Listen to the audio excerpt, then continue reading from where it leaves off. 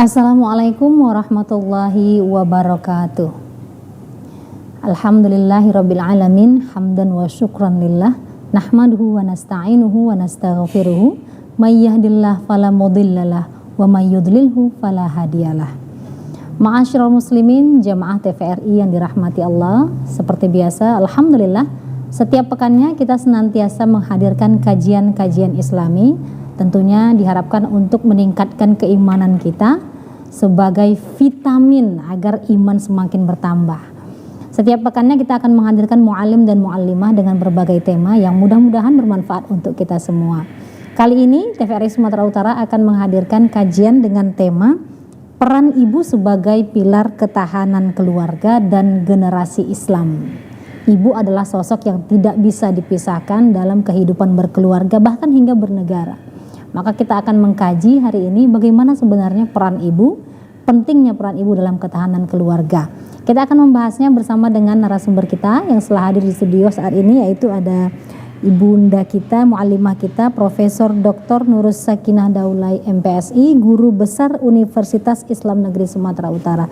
Assalamualaikum Ustazah. Waalaikumsalam. Masya Allah. Hari ini ini terkait dengan psikologi pastinya ya Ustazah ya. Bagaimana seorang ibu itu bisa menjadi benteng pertahanan keluarga. Nanti kita bahas ya Ustazah ya. Pemirsa, untuk mengambil berkah dari acara ini, marilah bersama kita mendengarkan lantunan ayat suci Al-Quran yang akan dibacakan oleh qori kita Dewi Fadilah. Kepada qori kami, mari bersama kita mendengarkan. A'udzu billahi minasy syaithanir rajim.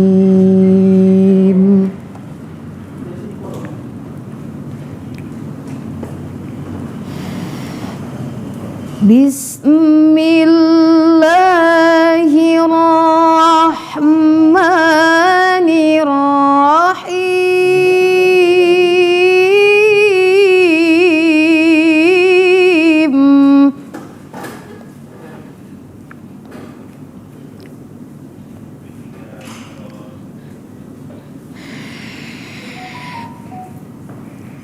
Wa qadara rabbuka alla ta'budu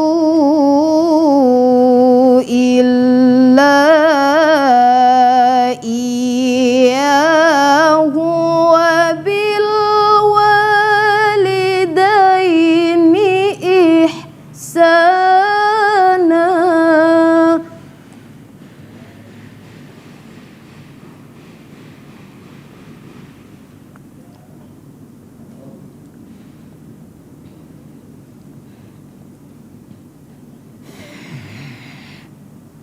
Imma yablughanna 'indakal kibara ahaduhuma aw kilahuma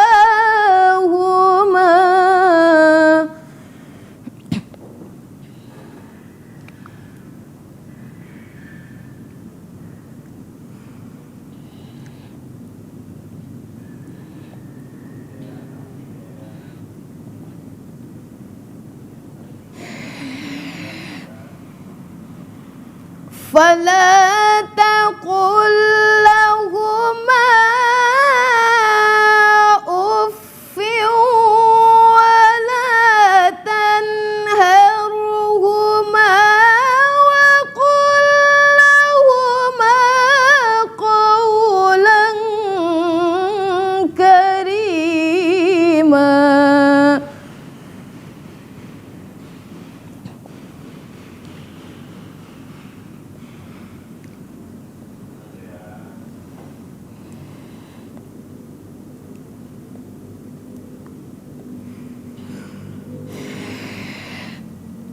Wakhfid lahuma janahadh-dhulli minar rahmati wa qur rabbirhamhuma.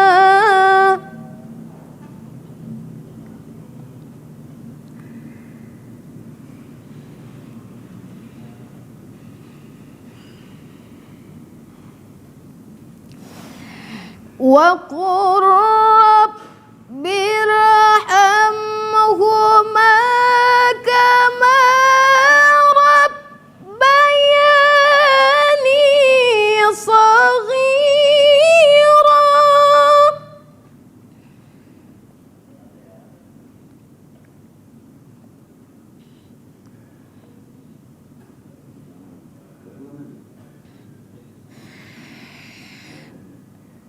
ربكم أعلم بما في نفوسكم إن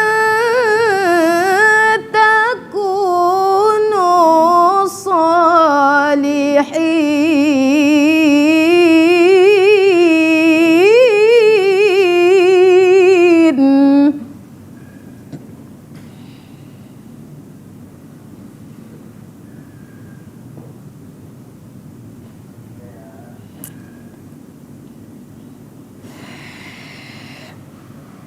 إن تكونوا صالحين فإنه كان للأوابين غفورا.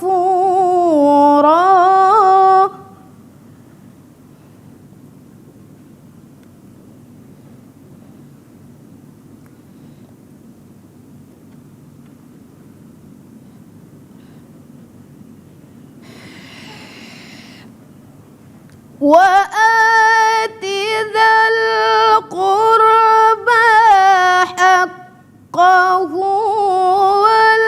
والمسكين وابن السبيل ولا تبذر تبذيرا.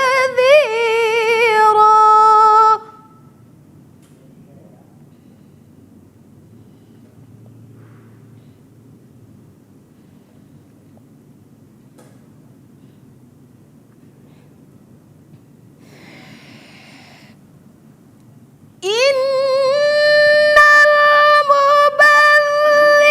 المبذرين كانوا إخوان الشياطين.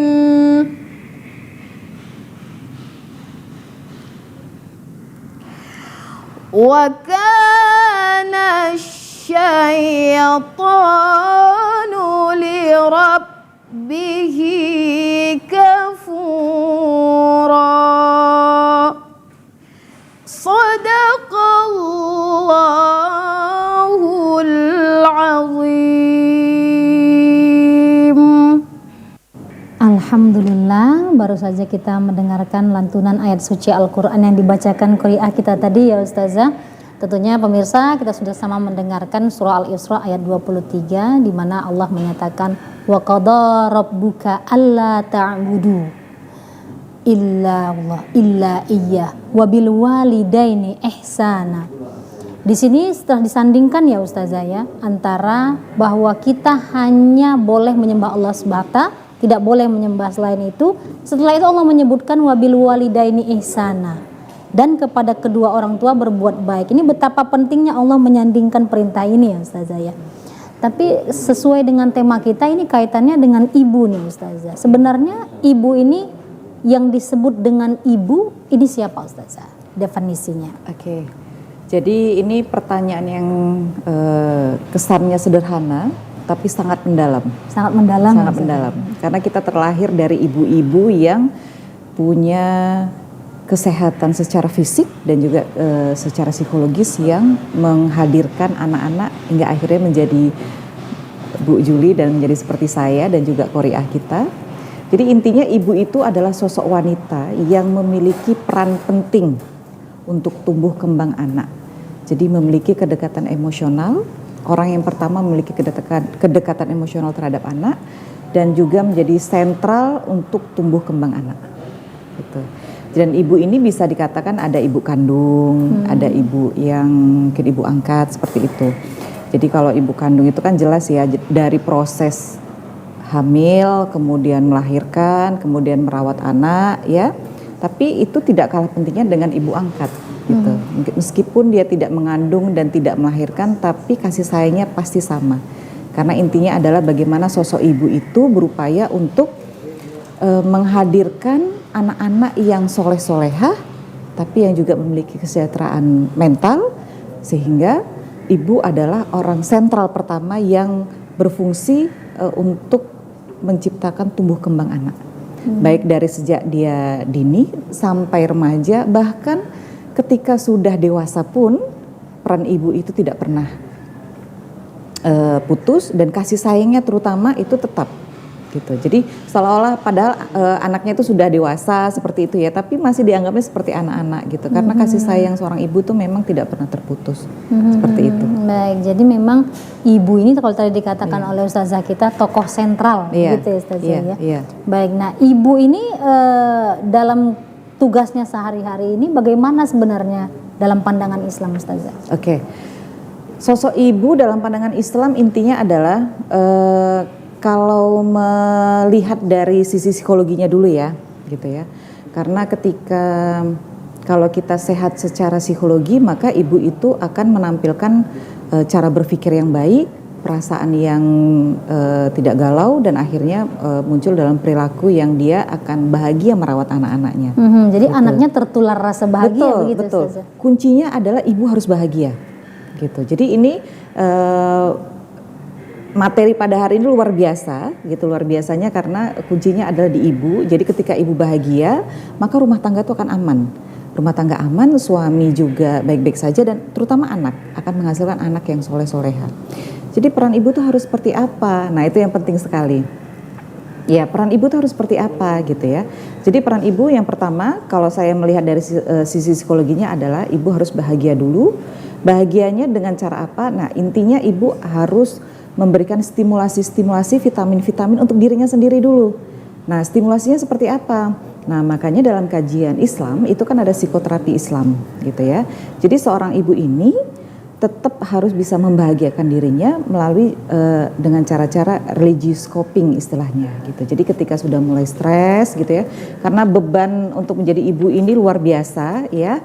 Ibu harus merawat anak, mengajari anak, mendidik anak, mengurus rumah tangga lagi, gitu ya. Jadi memiliki peran ganda, terutama bagi ibu-ibu yang bekerja juga, gitu ya, maka akan rentan mengalami kondisi stres, gitu, atau kesehatan mentalnya menurun.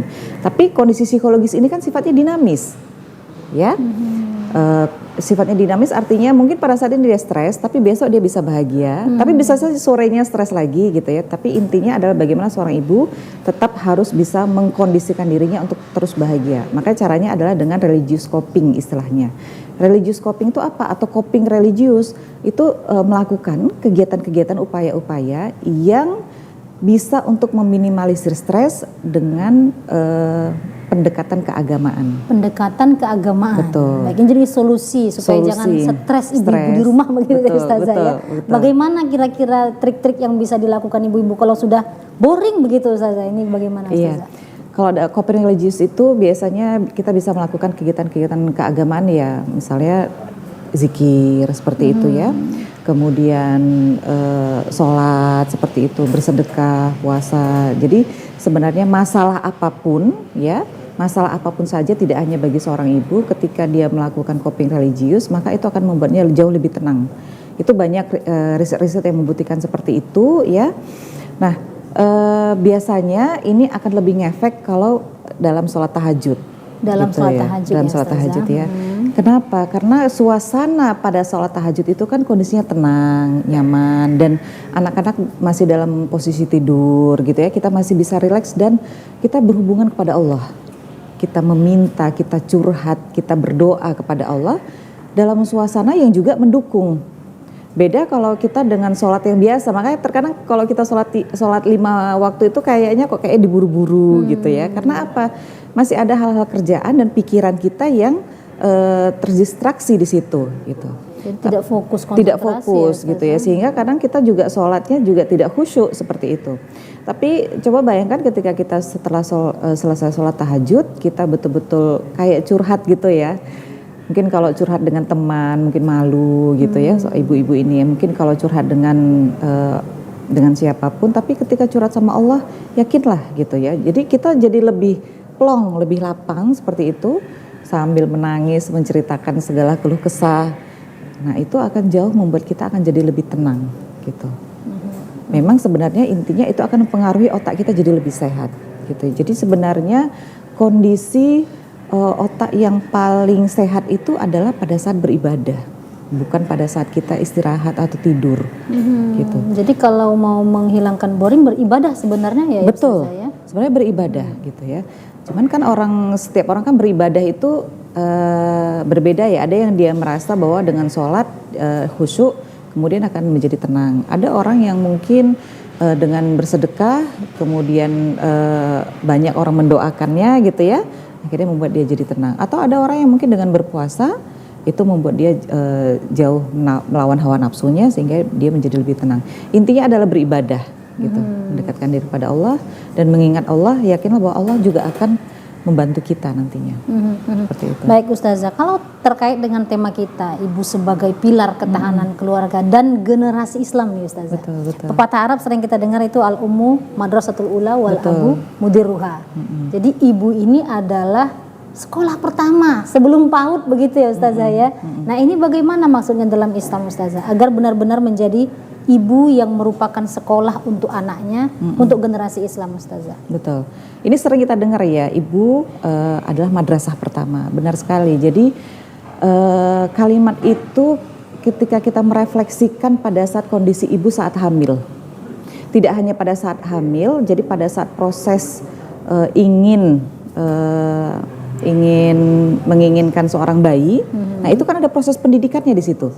Ibu banyak belajar, ibu banyak konsultasi dengan dokter, vitamin apa yang harus dia minum, itu kan proses pendidikan. Terutama ketika sudah terjadilah pembuahan dan akhirnya kemudian si ibu kemudian hamil 9 bulan, di situ juga proses belajar lagi. Ibu harus seperti apa agar kondisi bayinya itu sehat gitu ya. Sehat fisik terutama ya, artinya memiliki kelengkapan tubuh yang sempurna, kemudian ada kedekatan emosional pada saat ibu hamil, kemudian bayinya juga sehat-sehat seperti itu ya, karena tidak bisa kita pungkiri bahwa banyak sekali kasus sekarang anak-anak yang mengalami berkebutuhan khusus gitu ya, terutama autis, ADHD, dan itu tidak terdeteksi pada saat hamil gitu. Nah itu salah satunya adalah risetnya juga mengatakan kondisi ibu kesehatan mentalnya atau mengalami depresi pada saat hamil itu juga bisa membuat anak mengalami salah satunya berisiko. Nah itu makanya ibu harus belajar kan pada saat beliau hamil hal-hal apa yang bisa mengkondisikan dirinya itu tetap bahagia, tetap sehat secara mental dan juga ini akan berpengaruh kepada bayinya. Nah, seperti tidak hanya secara harus mengkonsumsi makanan-makanan yang sehat seperti itu ya, tapi ibu juga harus memiliki kesejahteraan psikologis sehingga mempengaruhi kondisi bayinya. Nah, ini salah satunya adalah bagaimana ibu mendengarkan ayat-ayat Al-Quran seperti itu, kemudian mengkonsumsi makanan yang baik gitu ya, karena memang riset membuktikan bahwa mendengarkan ayat Al-Quran itu senada dengan detak jantung manusia. Jadi luar biasa memang dengan mendengarkan ayat Al-Quran, terutama mengetahui tafsirnya, ayatnya itu jadi jauh bisa membuat itu menjadi pengobatan gitu, psikoterapi Islam itu. Jadi sehingga kenapa ada orang yang ketika dia sudah di rumah sakit itu banyak kita mendengarkan ayat Al-Quran itu justru membuat dia bisa jauh lebih baik seperti itu. Nah tidak hanya selama hamil, kemudian setelah melahirkan, nah ini proses 2 tahun menyapih, memberikan ASI, kemudian ibu juga harus, nah ini yang berbahayanya itu sebenarnya setelah melahirkan, ya, yang berbahayanya setelah melahirkan, maka ada kondisi baby blue syndrome. Nah ini menarik nih Ustazah, baby blue syndrome. Baby blue syndrome. Nanti kita bahas tapi saat lagi ya Ustazah ya. Ini ibu-ibu muda sudah mendengarkan di rumah. Pemirsa kita akan kembali saat lagi setelah pesan-pesan berikut ini. Tetaplah bersama kami.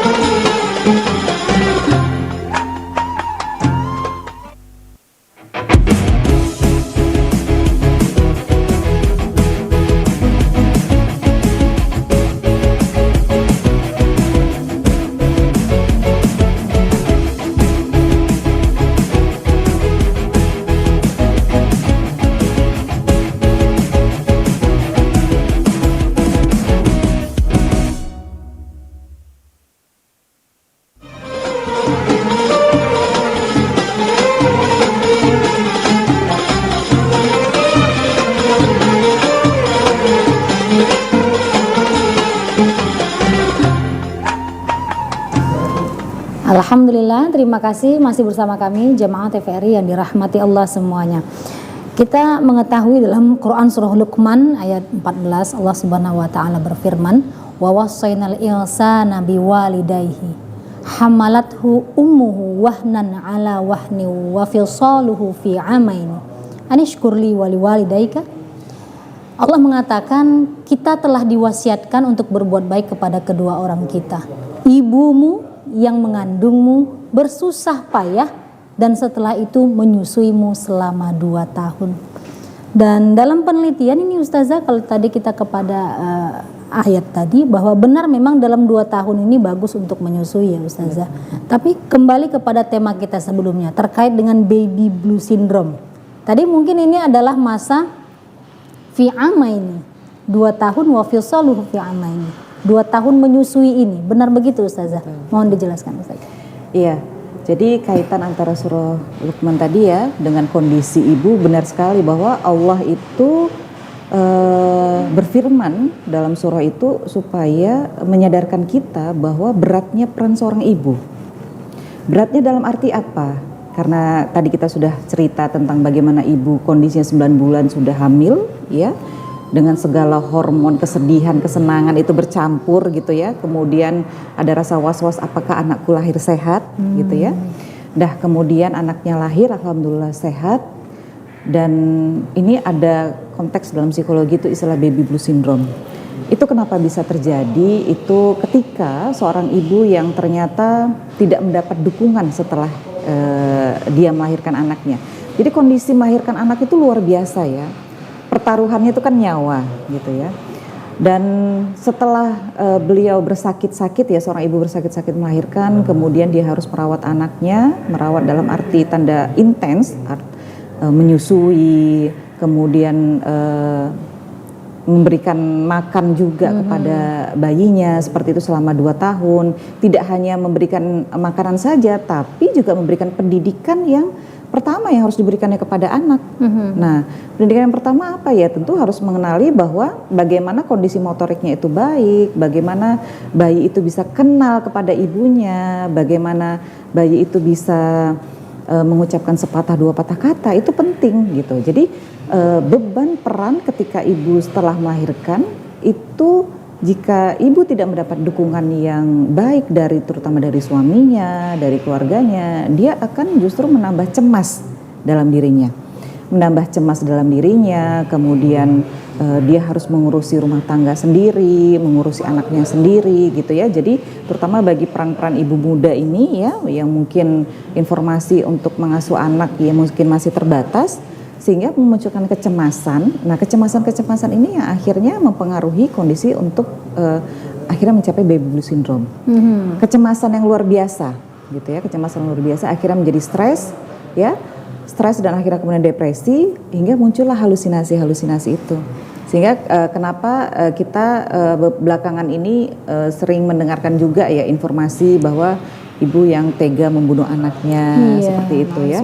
Karena dia memunculkan halusinasi ya, muncul halusinasi dalam pikirannya gitu, dan akhirnya dia melakukan itu padahal sebenarnya kondisi seperti ini bisa diantisipasi ya.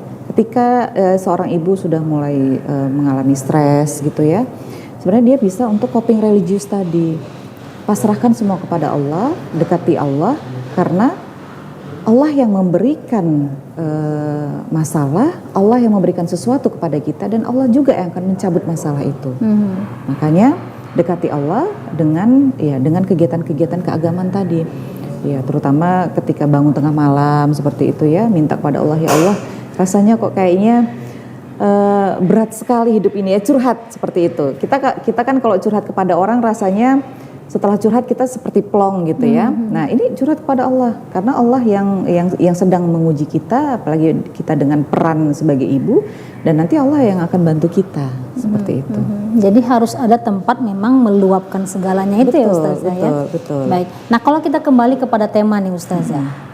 Tentunya ibu menjadi harapan besar baik agama maupun bangsa kita supaya generasi Islam ini generasi emas. Betul. Apalagi kita mau menghadapi nanti 2025 dan ke depan 2030 bonus demografi begitu. Betul. Bagaimana tips-tips Ustazah agar menjadi ibu yang bisa tahan dan kuat tahan banting begitu kalau bahasa Medannya Ustazah ya, untuk bisa punya anak-anak generasi Islam atau generasi emas di masa depan. Oke. Kita harus mengacu dulu kepada surah At-Tahrim ayat 6 ya, yang bunyinya bahwa wahai orang beriman, jauhkanlah dirimu dan keluargamu dari api neraka. Ini kata kunci sekali nih. Jadi kan itu sebenarnya ayat Al-Quran yang Allah berikan khusus untuk peran sebagai orang tua, bahwa kita harus bersiap-siap loh gitu. Jauhkanlah dirimu dan keluargamu dari api neraka. Jangan api neraka, kondisi sekarang saja ya, jika kita tidak siap sebagai orang tua, itu akan membawa anak-anak kita ke dalam jurang kehancuran. Makanya kenapa anak-anak sekarang kita melihat generasi strawberry katanya ya, kok kayaknya nggak tangguh gitu ya. Sebenarnya adalah kata kuncinya memang di orang tua, terutama di ibu gitu. Jadi begitu saya melihat fenomenanya ini bergeser gitu, Bu Jili. Jadi kalau kita mungkin kita sama ya, kondisi orang tua kita yang jika memang tidak senang ya terkadang kita memang harus dibentak, harus dimarahi, harus disiplin. Kadang ada beberapa orang tua yang ekstrim mungkin dengan dengan cara yang lebih keras lagi gitu. Orang tua sekarang saking sayangnya kepada anak itu membolehkan, permisif istilahnya. Membolehkan tapi tidak menyampaikan bahwa efek negatifnya apa gitu. Nah, jadi ada pergeseran. Sebenarnya bukan orang tua dulu tuh sayang gitu ya. Orang tua sekarang sayang, hanya saja caranya, penyampaiannya yang mungkin tidak tega gitu. Padahal sebenarnya kondisi untuk menyampaikan kepada anak, disiplin itu memang harus gitu. Jadi sebenarnya apa yang bisa orang tua lakukan, terutama ibu gitu ya. Kalau kondisi kita melihat sekarang ya, kondisi orang tua itu sekarang banyak sekali yang memasukkan anak-anaknya ke sekolah Islam. Sekolah Islam, Betul SDIT ya, begitu SDIT, ya Ustazah ya. gitu ya. Maka sekarang kan SDIT itu menjamur gitu ya. Nah, itu salah satu upaya yang sudah baik gitu. Cuman orang tua juga harus tahu bahwa psikologi perkembangan itu dari sejak anak lahir sampai dia remaja itu merupakan hal-hal yang penting. Jadi setiap tahapan perkembangan itu unik. Jangan orang tua, terutama ibu, katanya riset mengatakan bahwa masa emas itu 0 sampai 5 tahun saja gitu ya. Nanti setelah itu udah anaknya ya terserah dibiarkan begitu ya. Padahal sebenarnya konsepnya tidak begini, karena setiap tahapan perkembangan itu unik. Kalau bagi saya 0 sampai sekolah dasar itu masa emas. Karena sel-sel saraf yang terus berkembang pesat ya pada saat mereka lahir sampai usia 8 tahun. Nah, itu penting sekali distimulasi, terutama stimulasi untuk pendidikan moral agama gitu ya. Makanya mengajarkan anak-anak pada PAUD ya, PAUD kemudian sekolah dasar itu tidak dengan konsep yang menakut-nakuti. Ayo sholat, kalau tidak sholat nanti Allah marah. Dia mikir marah itu mungkin seperti ibunya yang kadang kalau marah harus memukul, harus mencubit gitu ya. Makanya konsep keagamaan ini harus betul-betul, konsep ketuhanan terutama, itu betul-betul harus bisa dijelaskan kepada anak tidak dengan menakut-nakuti. Sebenarnya role model ibu, dia bisa menjadi contoh yang baik. Umpamanya mengajarkan anak, ayo kita sholat gitu. Jadi diajak anaknya sholat berjamaah, tidak hanya menyuruh seperti itu. Bersedekah ya, datangi panti asuhan gitu ya, datangi panti asuhan, kemudian ajarkan bahwa kita harus bersimpati kepada orang-orang yang memang tidak mampu seperti itu. Nah, makanya ibu ini memang harus terjun langsung, tidak bisa hanya sekedar menyampaikan atau menginstruksikan saja seperti itu. Dan sebenarnya ada kondisi yang penting sekali, terutama di masa perkembangan anak ya, ketika mau tidur. Nah, ini mau tidur sama ibunya begitu ya Ustazah? Tidak mesti sama ibu, tapi setidaknya ketika mau tidur itu kondisi otak yang sedang tenang gitu. Jadi untuk mensugesti anak itu baiknya itu pada saat anak mau tidur dan anak mau bangun gitu. Pada saat anak mau tidur ya itu sebaiknya memang kita bacakan dongeng. Dongeng dalam arti ini adalah kisah-kisah Nabi, kisah-kisah gitu Nabi, ya, sahabat Nabi, sahabat Nabi, gitu ya, menceritakan kisah Nabi, kenapa kita harus berbuat baik, gitu. Bahwa Nabi itu sosok yang seperti ini, gitu. Nah, kenapa? Karena kondisi otak kondisinya tenang, pada saat itu kita akan mudah mensugesti anak kita, istilah seperti menghipnotis lah seperti itu. Nah, dan ada kedekatan emosional antara ibu dan anak. Gitu. Jadi gitu. Ibu kondisinya sedang santai juga gitu ya, anak juga kondisinya sedang santai, kemudian ada interaksi, ada tanya jawab seperti itu, ini akan membangun kedekatan emosional yang lebih gitu. Dan mengajarkan konsep keagamaan dengan melalui buku cerita itu akan lebih mudah dipahami anak ketimbang ibu hanya menyampaikan saja tanpa ada alatnya, alat bantunya gitu. Alat bantunya bisa dengan buku cerita, bisa dengan boneka gitu ya. Jadi ada medianya seperti itu. Kemudian pada saat anak bangun, nah ini penting sekali. Kalau saya yang saya praktekkan selama ini pada saat anak saya bangun, saya dudukkan dulu, kemudian saya berikan madu dan minyak zaitun, baru minum air hangat. Gitu. Jadi anak itu kita bangunkan, ya kita pujilah seperti itu, anak soleh sudah subuh, ayo bangun, hari ini belajarnya happy, abang pintar, abang soleh, nah seperti itu. Sambil kita kasih madu sama minyak zaitun tadi, sama air madu putih dan hangat. minyak zaitun begitu ya? Iya, ya? Karena kan itu untuk imunitas. Air liur pertama ya, kalau saya tak salah itu kan menjadi imunitas ya buat anak-anak. Jadi kemudian bangun, duduk, kasih, dan kemudian anak-anak sholat subuh seperti itu, gitu. Baik, jadi untuk menjadi seorang ibu yang melakukan itu semua, ibunya harus bahagia. Betul, ya Ustazah ya. Kalau dia juga nggak bahagia, gimana mau membahagiakan anaknya? Iya. Kuncinya adalah sebenarnya memang ibu harus bahagia. Cara bahagianya gimana? Nah itu dia tadi. Ini ada tips-tipsnya karena kadang-kadang keadaan tidak mendukung untuk betul, itu, tapi ibu harus tetap survive. Begitu. Bagaimana ini tipsnya Ustazah? Iya. Kalau dalam istilah psikologi itu kan ketika stres ada namanya coping stress, gitu ya. Jadi sama ketika ingin melakukan sesuatu, selain coping stress ada coping religius tadi. Kalau dia coping stress, maka ibu bisa melakukan hal-hal yang ibu senangi, tapi dalam arti yang positif juga seperti itu, ya. Sesibuk apapun, luangkan waktulah untuk diri sendiri, healing lah istilahnya kalau kondisi sekarang ya. Apa? Mungkin bisa ke salon, gitu ya. Bisa kumpul dengan teman, makanya sekarang ada arisan-arisan gitu ya. Nah intinya adalah ibu bisa melakukan usaha yang ibu senangi tapi masih dalam hal yang positif gitu. Kumpul dengan teman, olahraga, sepedaan gitu ya. Nah atau menanam bunga, nah seperti itu. Kemudian yang kedua, coping religius. Tetap ingatkan dalam kehidupan kita ini bahwa ada yang maha kuasa yang memberikan kita bisa bernafas pada hari ini, yang memberikan masalah kepada kita, tapi ingat bahwa Allah juga nanti yang akan mencabut masalah itu. Makanya dekati diri kepada Allah ya dengan cara beribadah tadi, gitu. Bisa dengan sholat, puasa, zakat gitu ya, sholat tahajud, sholat malam gitu ya. Nah, dua ini yang paling penting untuk bisa membuat kita bisa tetap bahagia. Baik Ustazah. Nah, tadi kalau yang biasanya sudah dilakukan ibu-ibu adalah memilihkan sekolah dan lain sebagainya. Dan tadi dikatakan bahwa usia emas anak sampai SD begitu kalau Ustazah mengatakannya.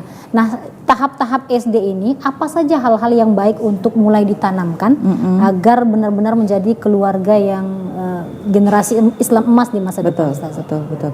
Sebenarnya tidak dari SD ya, sejak anak usia dini gitu ya. Sejak anak usia dini itu perlu stimulasi yang positif untuk merangsang otaknya tadi. Jika dikaitkan untuk menjadi generasi emas, tentu yang pertama adalah mengenalkan kepada Allah, gitu ya, bahwa Allah Maha Pencipta, bahwa Allah itu Maha Penyayang. Tapi kita mengenalkannya juga dengan hal-hal yang tidak menakut-nakutinya, gitu. Jadi tidak boleh takut-takuti ya Ustazah, betul, anak-anak itu. Seperti yang saya sampaikan tadi ya, ayo sholat, kalau tidak sholat nanti Allah marah, gitu. Ayo sholat, kalau tidak sholat nanti masuk neraka. Neraka itu apinya panas, gitu, ya. Anak-anak kan pada usia ini kan dia belum banyak pengetahuan ya, belum banyak informasinya. Yang dia tahu jika disampaikan seperti itu, yang dia tahu bahwa Allah itu apa kejam ya, gitu jadi ya. Lain dia ya, betul, ya, malah betul. Ya. Maka kita alihkan bahasa yang kita sampaikan itu bukan bahasa yang menakuti gitu, tapi bahasa yang membuat dia semakin termotivasi dan ingin mengenal Allah, gitu ya. Jadi bisa kita sampaikan, ayo kita sholat ya, karena Allah itu suka pada anak-anak yang rajin, yang sholatnya tepat waktu. Karena apa? Kalau sholatnya tepat waktu, Allah akan kasih hadiah. Hadiahnya apa? Surga. Maka kita sampaikan, itu kan ada buku-buku cerita yang surga itu seperti apa gitu ya. Maka kita belikan buku cerita yang surga itu seperti ini gitu ya. Karena untuk anak-anak kan dia taunya sesuatu yang menarik gitu ya. Sesuatu yang menarik, hadiah. Nah itu akan semakin membuat dia termotivasi seperti itu. Sampaikan juga kalau kita rajin sholat, sayang kepada ayah dan ibu, patuh pada ayah dan ibu, maka nanti teman-teman di sekolah itu juga senang sama kita gitu. Nah itu harus disampaikan sehingga anak juga tahu bahwa dia harus berbuat baik gitu. Dia harus jadi anak yang soleh. Ketika dia jadi anak soleh, maka teman-teman di sekitarnya, guru-guru juga akan senang sama dia. Nah gitu. Baik Ustazah. Nah untuk menjadi sebagai seorang ibu dengan berbagai macam tugasnya tadi Ustazah, dalam Islam sendiri apa ganjaran untuk seorang ibu? Mungkin jadi motivasi juga ingin jadi ibu yang sempurna karena dalam Islam akan dapat ganjaran apa? Ini apa ya Ustazah? Iya, yang saya ketahui nanti juga Bu Juli bisa membantu. Bagi perempuan itu kan bagi ibu disediakan pintu dari mana saja ya. Pintu dari mana saja. Ini saya juga dapat ininya ketika saya banyak berdiskusi kepada ibu-ibu yang punya anak autis gitu ya. Ibu-ibu yang punya anak dengan perkembangan normal saja terkadang stres. Apalagi ibu-ibu yang punya anak dengan gangguan perkembangan saraf seperti autis gitu ya. Sekarang kan banyak kita lihat ya anak autis itu kan nanti tantrum, agresif ya. Nah ini membuat mereka semakin stres, satu karena mereka seperti menyalahkan dirinya sendiri gitu ya. Kemudian yang kedua tidak dapat dukungan, dan yang ketiga menjadi mereka depresi. Nah saya banyak belajar dari ibu-ibu seperti itu. Apa katanya bahwa ketika kita ikhlas mengasuh anak kita, Allah bukakan pintu dari mana saja, pintu surga dari mana saja. Kita mau masuk dari mana saja, Allah akan berikan itu. Karena apa? Karena ikhlas dalam merawat anak kita. Kayak itu. Jadi memang kuncinya ikhlas tadi ya. Betul. Ikhlas bahwa semua yang kita lakukan itu adalah ibadah, gitu.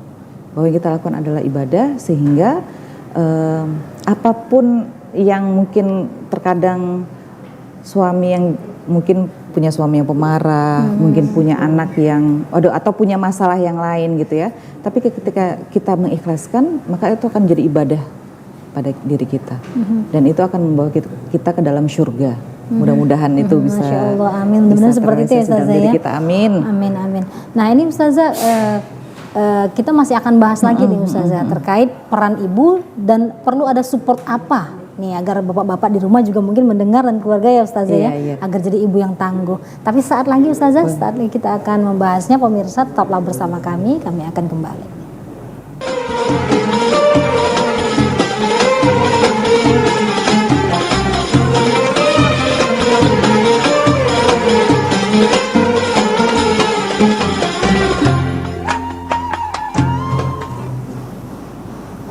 Alhamdulillah, terima kasih jamaah TVRI yang dirahmati Allah. Kita masih kembali lagi. Hari ini kita membahas bagaimana peran ibu sebagai pilar ketahanan dan generasi Islam.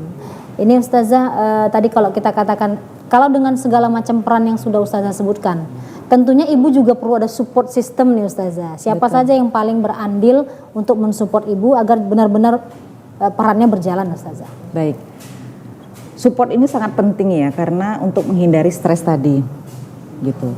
Jadi ketika seseorang diberikan peran yang banyak, gitu ya, maka tanggung jawabnya juga banyak. Tanggung jawab yang banyak ini bisa memicu apakah kondisi seseorang itu menjadi stres berat atau masih yang kondisi ringan, gitu ya. Jadi kalau ibu yang mungkin dia sebagai ibu rumah tangga saja, mungkin tanggung jawab dan peran dia mungkin tidak sebanyak atau tidak beresiko seperti ibu yang memiliki pekerjaan atau wanita karir seperti ya, karena dia jadinya punya dua peran yang harus diembannya seperti itu. Maka support seperti apa? Yang pasti adalah pasangan, gitu ya, pasangan suami. Untung-untung dia punya suami yang memang bisa diajak berkomunikasi, ya, bisa dijadikan teman seperti itu. Tapi banyak juga di luar sana yang ternyata ibu-ibu itu tidak mendapat dukungan dari suaminya, ya, suaminya pemarah, hidup seperti dengan dunianya sendiri, seperti itu. Nah, jika seperti itu ya jangan berlarut-larut juga gitu ya, bahwa masih ada support lain yang bisa membuat kita untuk bisa bahagia. Apa? Teman. Gitu. Terutama teman kerja. Mungkin karena teman kerja sevisi semisi, tahu apa yang kita lakukan, ya. Dalam arti teman kerja yang perempuan dong tentunya seperti itu ya. Mungkin kalau sebagai guru maka teman perempuan yang guru gitu ya bisa dijadikan untuk teman untuk saling bertukar pikiran seperti itu. Nah, itu paling penting sekali. Kemudian yang ketiga bisa dengan keluarga. Dengan keluarga besar ya, mungkin jika masih ada orang tua bisa berdiskusi dengan orang tua, ataupun kalau tidak dengan adik ibu gitu ya, dengan siapa di keluarga yang memang betul-betul bisa kita ajak untuk teman saling cerita. Seperti jadi itu. Support system ini memang saling berkaitan semuanya Ustazah ya dalam kehidupan sehari-hari. Tapi Ustazah kita melihat ada juga kasus nih Ustazah, sudah bagus dididik ya, rumah tangga bahagia ya, diberikan kebutuhannya, tapi kita mendengar banyak kisah-kisah ketika anak membuat perbuatan yang justru tidak pantas dilakukan oleh seorang anak. Ini apa akibat dari apa Ustazah? Di mana yang harus diperbaiki Ustazah?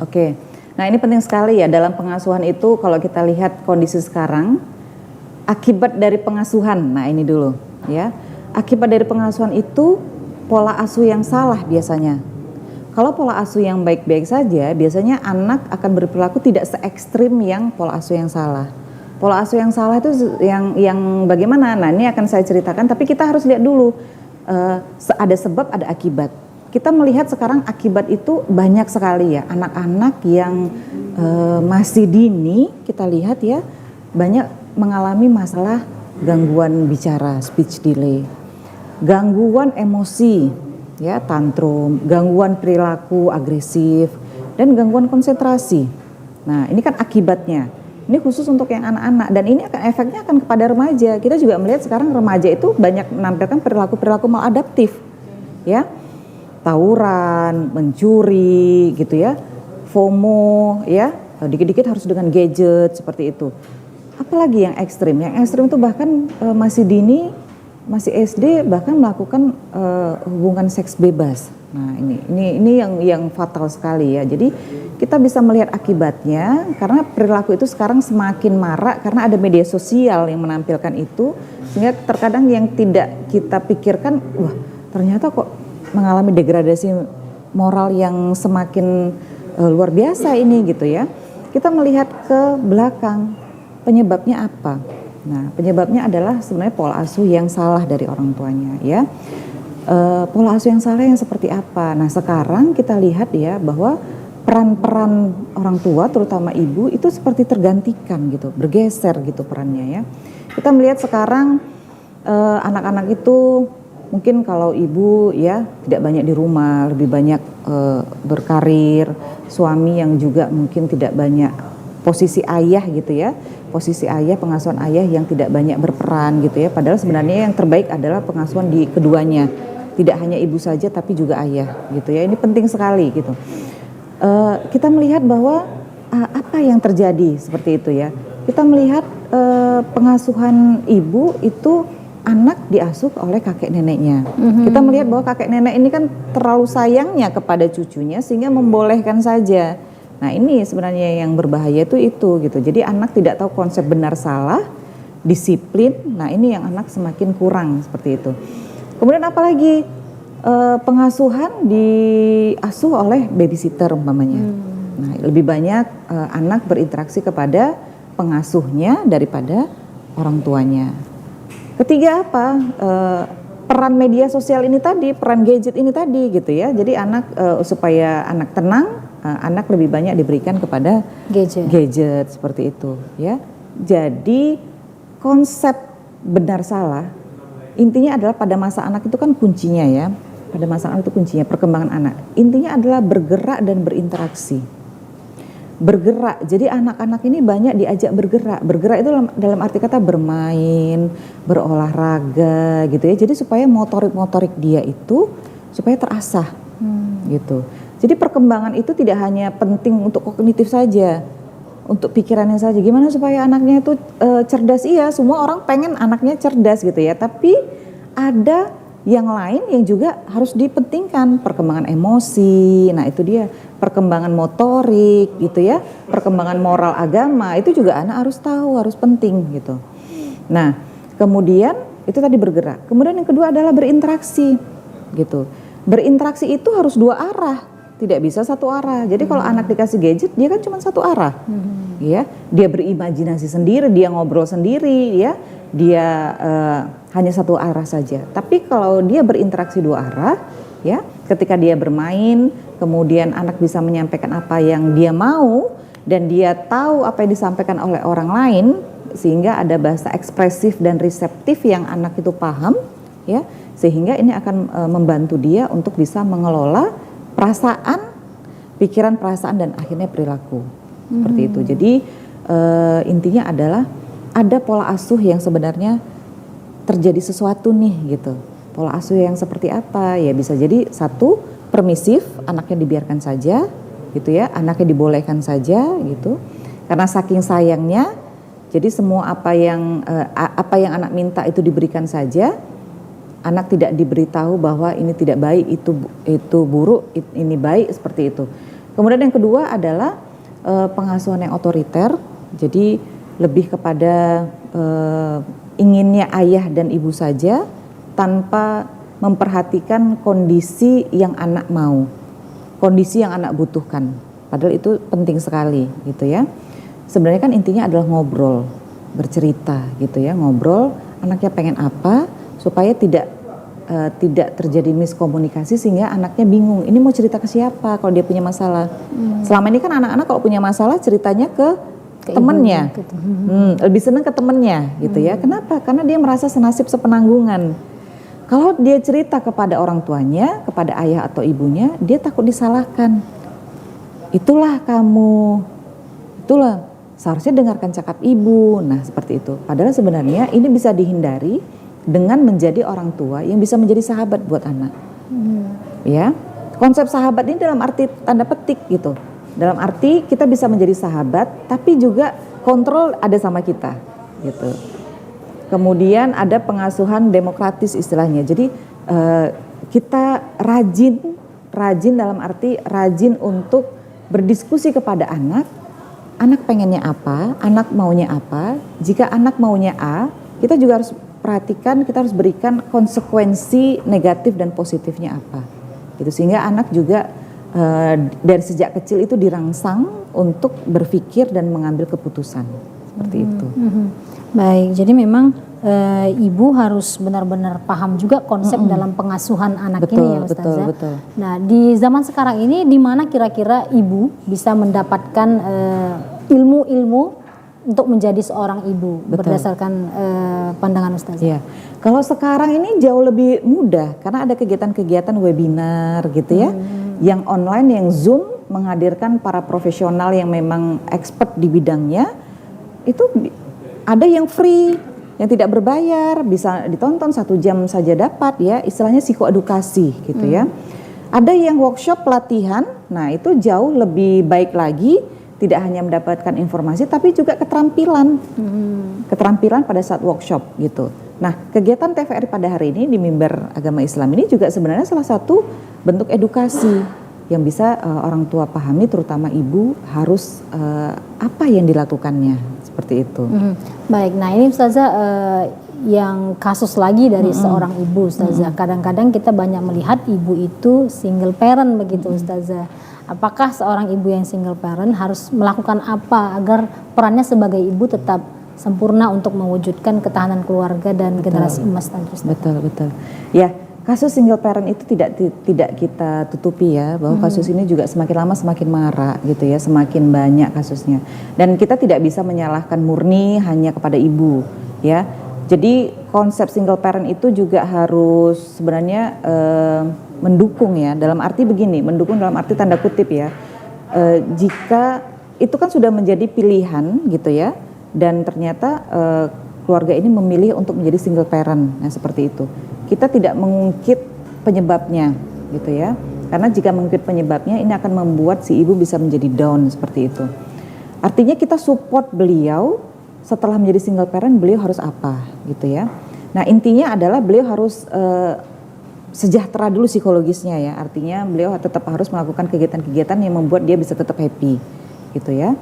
Apa tadi? Nah itu dia tadi coping stress dan coping religius. Itu dia harus bahagia dulu, dia harus happy dulu sehingga dia kondisi single parent itu tidak membuat dia menjadi trauma dan dia masih bisa tetap mengasuh anak-anaknya. Salah satu cara lagi adalah yang paling penting, ini kan ada keluarga, support system ya. Jika memang dari keluarga pihak suami masih baik-baik saja dengan kondisi si ibu, dengan ibu, maka peran kakek ini harus penting. Peran paman ini harus penting gitu.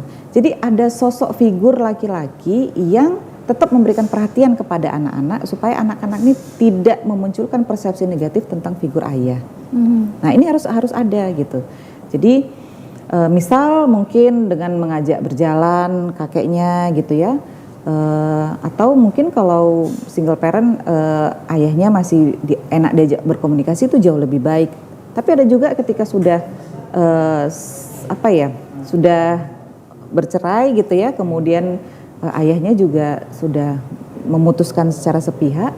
Nah pihak ibu mungkin pihak kakek gitu ya atau paman yang bisa menggantikan posisi ayah supaya anak ini tetap mendapatkan figur laki-laki yang bisa membuat dia juga tetap kuat seperti itu. Gitu. Baik, jadi memang untuk menjadi perannya sempurna, ibu tidak bisa sendirian ya Ustazah ya, harus ada yang mendukung begitu.